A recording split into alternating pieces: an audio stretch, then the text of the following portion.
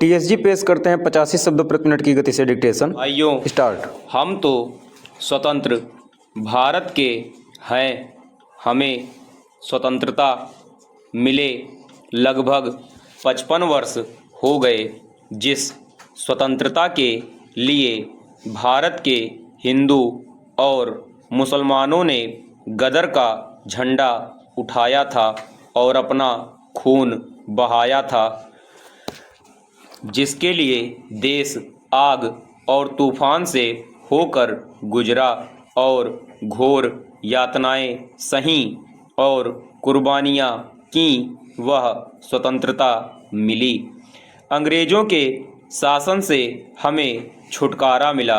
अंग्रेज लोग भी हमारे देश से चले गए, लेकिन दुख की बात यह है कि अंग्रेजी भाषा का जो मोह है, बोलबाला है, वह दिन ब दिन बढ़ता जा रहा है। इसका अंत कब तक होगा भगवान ही जाने। क्या हमारे लिए स्वतंत्र भारत के लिए एक भाषा नहीं है? हमारे देश में जितनी भाषाएं हैं, क्या सब समृद्ध नहीं हैं, कमज़ोर हैं? यही प्रश्न सबके मन में उठता है, क्योंकि समय समय पर लोकसभा में हमारे भारत में जन्मे नेतागण बोलते हैं कि अंग्रेजी हमारी संपर्क भाषा रहेगी।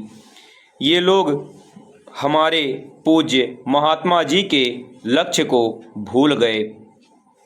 अपने स्वार्थ भाव के कारण भारत के गौरव को गिरवी रखते आ रहे हैं।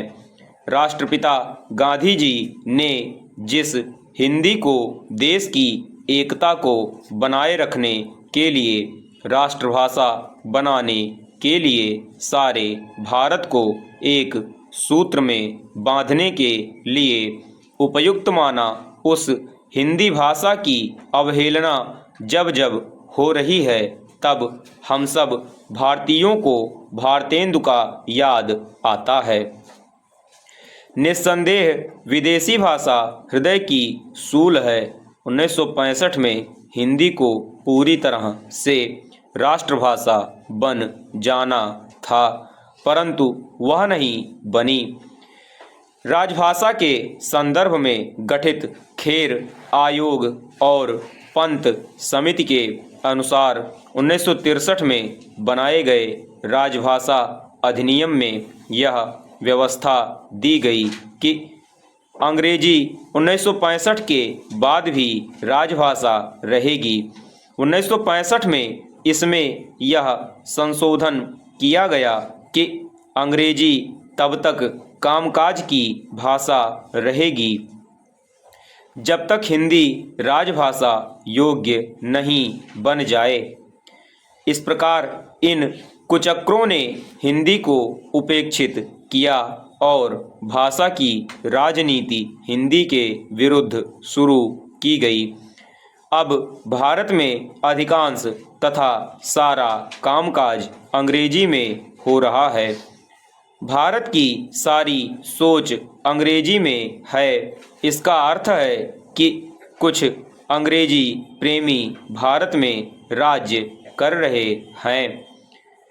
जनता राजकाज से अपरिचित है। वह चाहे तो भी राजकाज में भागीदारी नहीं कर सकती। अंग्रेजी तो प्रभुता की भाषा है। शासन की राजरानी अंग्रेजी है। पूर्ण विराम चेंज। महोदय, ज्ञान या विज्ञान किसी भाषा पर निर्भर नहीं। चोट लगने से हर व्यक्ति को पीड़ा होती है, चाहे वह साक्षर हो या निरक्षर, या फिर वह अंग्रेजी भाषा जानता हो या रूसी। हंसना या रोना किसी भाषा में नहीं होता। ये अनुभव की, अनुभूति की वस्तुएं हैं। भाषा की आवश्यकता संवाद की, संप्रेषण की आवश्यकता से उत्पन्न होती है। किसी दृश्य, घटना या व्यंजन का आनंद लेने में भाषा की भूमिका नहीं होती। पर जब इसी अनुभव को दूसरों को बताए जाने की आवश्यकता हो तो भाषा की भूमिका प्रधान हो जाती है। भाषा जिस धरती से जन्म लेती है वहाँ उसकी जड़ें बहुत गहरी होती हैं। वह उस देश प्रदेश की संस्कृति का अंग बन जाती है। कुछ भी नया अभिनव ज्ञान विज्ञान धरती से जुड़ी इस भाषा के माध्यम से ही संप्रेषित किया जा सकता है। यह सर्वमान्य है और फिर यदि कोई वस्तु, कोई ज्ञान, कोई विज्ञान जनसाधारण को दिया जाना है तो वह जनसाधारण की भाषा में ही होना चाहिए। महाकवि तुलसीदास ने इसी उद्देश्य से रामचरितमानस की रचना लोकभाषा में की। बुद्ध को जो ज्ञान प्राप्त हुआ उसे संस्कृत के माध्यम से नहीं, तत्कालीन जनसाधारण की भाषा पाली के माध्यम से लोगों तक पहुंचाया ताकि अधिकाधिक लोगों तक इसका लाभ पहुँचे। हिंदी के संदर्भ में भारतेंदु हरिश्चंद्र ने कहा था, निज भाषा उन्नति अहै सब उन्नति का मूल। हिंदी हमारे देश की जनसाधारण की भाषा है जो यहीं जन्मी, यहीं पनपी। यह बहुसंख्यकों की भाषा है।